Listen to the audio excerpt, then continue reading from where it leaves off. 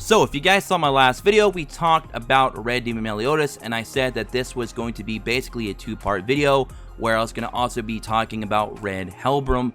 So here we are. Now we're going to be talking a little bit about his skill set, his passive, aka his unique, what his ultimate can do, and a little bit about his usability when he comes to global. And at the end, I'll talk about should you possibly think about summoning for him if you're free to play, or possibly skip him. So it's going to be kind of set up like our first video that we did with Red Demon Meliodas, and I'll try to release both these videos pretty close to each other so you guys can kind of, look at both at around the same time. Anyway, so this is of course Red Helbram, Reincarnation of Revenge. He should have already been here in global by now. I take it they just wanted to delay him until they release Gother. I don't know. I really don't know what the delay was for, but nonetheless, he should be coming soon. He can inflict damage equal to 120% on attack, which goes all the way up to 450, and he can deplete ultimate move gauges. Now, on his rank 3, he can deplete 3. And again, with Gother being in the meta right now, and for the long run, he allows you to have access to rank 2 and 3 cards for your characters very easily, and because of that, he 100% adds value to Red Helbram. Now, Red Helbram, if you would have dropped before Gother, his value would have severely dropped. But since Gother is already now in the game and Red Helbram would be coming afterwards, he now will have access to that rank up buff that, of course, Gother gives you, and because of that, he can now access his better versions of his skills, his rank 2 and 3s, which allows him to do way more damage and deplete way more ultimate move gauges, which is going to be very detrimental to that team because it's going to be a very stall-based team to set up and wait for you to get your ultimates so you can just nuke your team, nuke the opposing team, rather. Now, he also increases basic stats by 5% per surviving ally. I don't believe that works for your sub slot.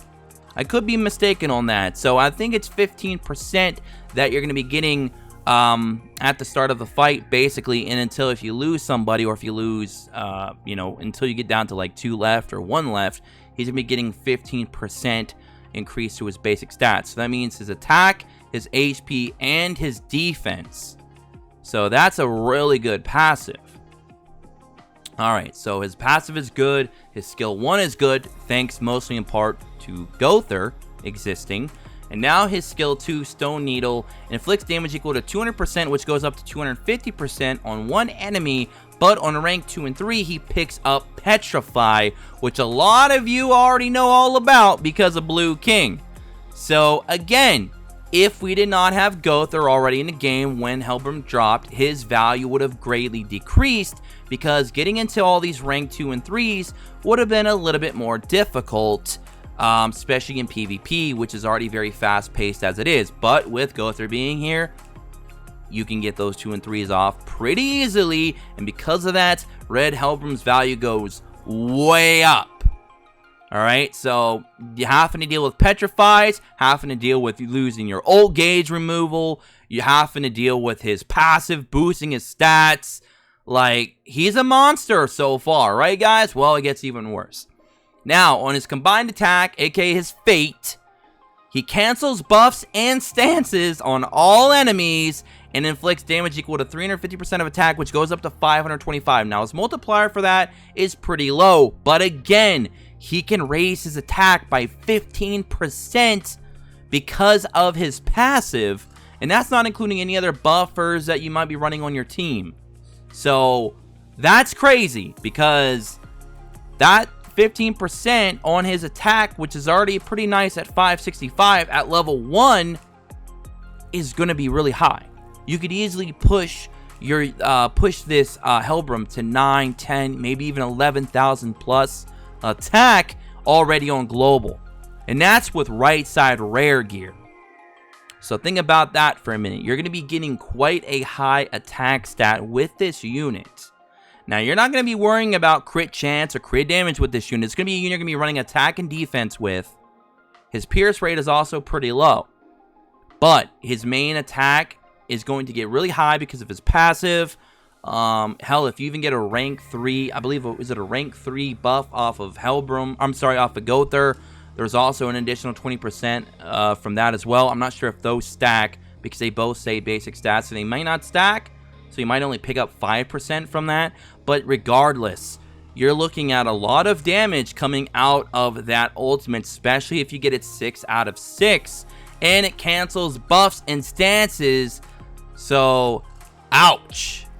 That's going to hurt a lot of units. I think the only buff that it could not cancel, perhaps, is maybe Arthur. But then again, I don't know if that's being considered a debuff. If it's not being considered a debuff, then it even neutralizes Arthur with a rank 3. Which, by the way, Arthur rank 3 is the best way to counter the CC team. You know, the crowd control lockdown team of Blue King and, of course, Red Helbram alongside Red Gother, who, by the way, also has a little bit of lockdown in his own skill set with being able to neutralize attack cards. So you can do a lot of tilty things with that team, and they always refer to it on the JP side as the Kingbrum team, and a lot of people did not want that to come to global, but it might still come to global.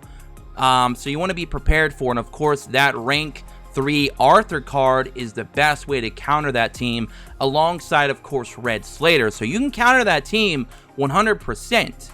But I can't remember right off top of my head though if cancel buffs also neutralizes that, or if Arthur still protects against that. I'm not 100% sure. I'm sure somebody who's played the JP side can let me know that in the comment section below. But regardless of that, that's still going to be a ton of damage. That's going to be a third AoE nuker on your team alongside Gother and Blue King. So regardless if it's canceling buffs or not, it's going to nuke you and you're probably going to die.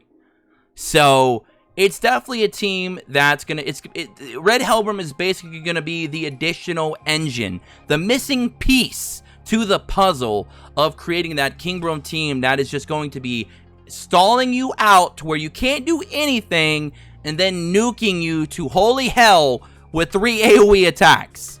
So, ouch. An amazing unit. Now, because he does have a strong single target attack that also removes old gauges, he's very good still in Red Demon as well, especially for your Slater, because removing old gauges back to no old gauge at all allows your Slater to go in with his passive and do a bunch of crit damage. So there you go. So that's going to be very, very helpful.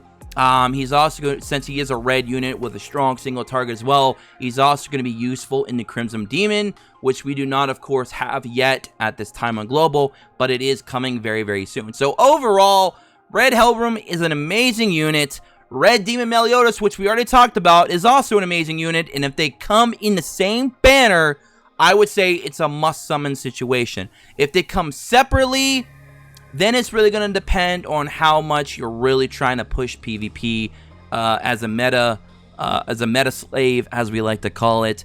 Or if you're already at like Champ 5, then these might be units that you might not really need to worry about. And if you got some other strong red units, or even some green units for Crimson Demon when he does drop, you might be okay there as well. So it's really going to depend for free-to-plays, how these banners drop, if it's worth going into. If they come separately, it might not be worth entirely for a lot of you, depending on your situation, especially with Red Demon Meliodas, who should come into the coin shop right after his banner goes away. Well, 2 weeks after his banner goes away.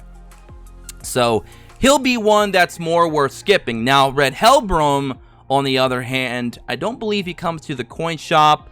And if he does, I don't think it'll be anytime soon. It might be something like on a late edition. I'm not 100% sure what they're going to do with him on Global, but I don't believe he was a coin shop unit, but he could be. I don't fully remember. But either way, if they come together, it's a must summon. If they come separately, then we'll have to think about it at that point and do a summon or skip video, of course, separately if they come separate. So a lot of different things to think about, but regardless, this is 2 strong red units that are coming to the game after Gother drop. So that's 3 strong red units that are being introduced into Global, which at that point, well, before this point, was a very much green heavy meta in terms of PvE and PvP content. So we definitely were expecting a shift to come eventually. And when Blue Demon Meliodas drops later down the road with maybe Lilia, then we'll be shifting into a more blue meta. It's just, hey, we're making rainbows out here. We're going from green to red to possibly blue later on. We're getting green Escanor maybe next month or later this month when Chapter 8 probably drops. So we're gonna be doing a lot of shifting here, guys. So buckle up, get ready. Lots of crazy things coming to the global side of the game. I hope a lot of you are ready for it. I know a lot of you are not. A lot of you are not prepared, especially if you're free to play, but it is what it is. I hope you guys are all enjoying anyways. Nonetheless, don't forget to subscribe, tick notifications. Have a great weekend. Let me know what you guys think about Red Helbram in the comment section below, and I'm going to talk to you all in the next one. Until then, as always, peace.